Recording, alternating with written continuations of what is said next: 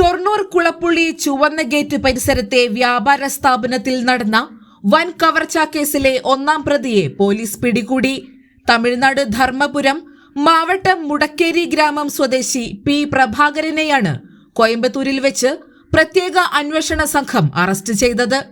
കേസിലെ മറ്റു പ്രതികളായ തമിഴ്നാട് സ്വദേശി മുത്തുകുമാരൻ, കോഴിക്കോട് മുക്കം സ്വദേശി മഹേഷ് എന്നിവരെ നേരത്തെ അറസ്റ്റ് ചെയ്തിരുന്നു.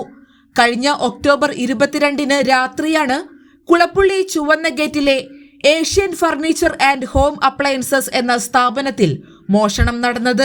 കെട്ടിടത്തിന്റെ 3ാം നിലയിലെ ഡോർ പൊളിച്ച് അകത്തു കടന്ന പ്രതികൾ ലാപ്ടോപ്പുകൾ, mobile phone, CCTV, DVR unit, ഷോപ്പിന് മുന്നിൽ പാർക്ക് ചെയ്തിരുന്ന ഗുഡ്സ് വാഹനം എന്നിവയുൾപ്പെടെ ഏകദേശം 3.6 ലക്ഷം രൂപയുടെ സാധനങ്ങളാണ് കവർന്നത്.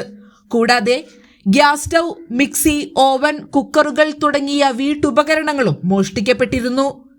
അന്വേഷണത്തിനിടെ ഉപേക്ഷിക്കപ്പെട്ട നിലയിൽ ഗുഡ്സ് വാഹനം മായനൂർ പാലത്തിന് സമീപത്തുനിന്ന് നേരത്തെ കണ്ടെത്തിയിരുന്നു.